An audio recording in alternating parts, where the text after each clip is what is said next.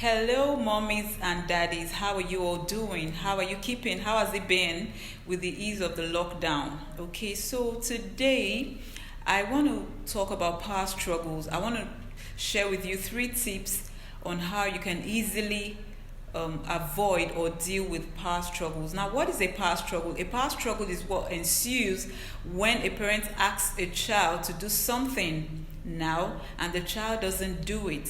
You say, okay, leave that sport, don't jump on the chair, and the child is still doing what you asked him not to do. And then an argument ensues. Now, if this argument is left to go on and on, it becomes a battle of the wheels. Do you understand? And it becomes more difficult for you as a parent to get the child to comply. So here's the first tip when it comes to dealing with power struggles or avoiding one. The first thing is to walk away. Now, you get into the living room, for example, and you see that your child has messed up the whole place, or you see that he has littered the living room with his toys. Now, what do? The child already knows that what he has done is wrong, and so you walking in on the child is already feeling embarrassed. You may not know that.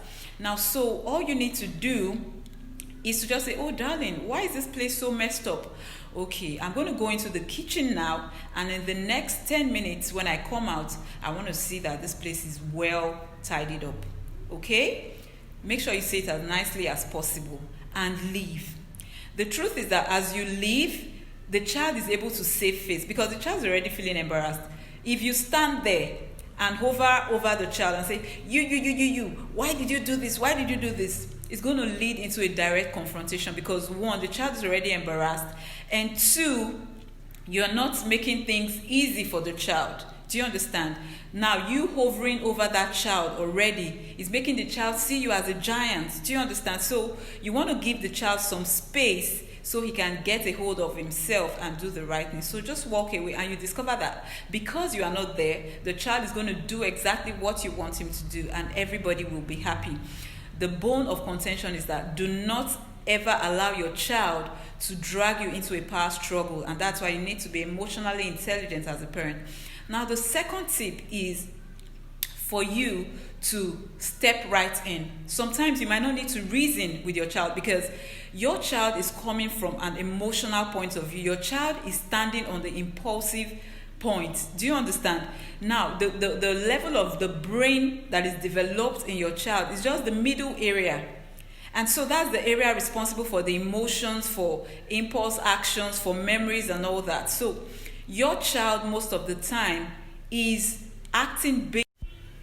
So the next time you give your children orders, the next time you give your child an order and say, okay, darling, in 10 minutes it will be lunchtime, so I want you to pick up your toys so you can get ready for lunch. And the child is still throwing the toys all about. The child is not even ready to listen. What do? You know that as a parent who is emotionally intelligent, you cannot reason with somebody coming from an emotional and impulsive place. Do you understand? So what you want to do at that moment is to step right into the situation. You want the child to pick up the toys. Why don't you go to where he's playing and say, okay, darling, you pick up the blue toy and I'll pick up the red toy. You pick up the train tracks and I'll pick up the robot. Do you understand? So instead of waiting for the child to now start make both of you banter words, you just step right into the situation and take charge. That way your child understands that you really do not take no for an answer. Do you understand? So instead of waiting for the child to do what is right and you keep repeating yourself, just say, okay, let's do it together. You pick one toy, I pick the other one. Do you understand? So now the third tip I want to share with you is to give your child healthy choices. Now, children, nobody likes to be ordered around. I don't like to be ordered around, and I believe the same applies with you. And these children, they are emotional beings as well. They need to be validated. These children are emotional beings as well, and their feelings need to be validated. So what do? Give them healthy choices. Now you say, okay, darling, it's bath time. We need to start getting ready for bedtime. And then your child says, oh no, mommy, no, I still want to play. I still want to watch TV. And you're like, okay, darling, do you want me to carry you to the bathroom?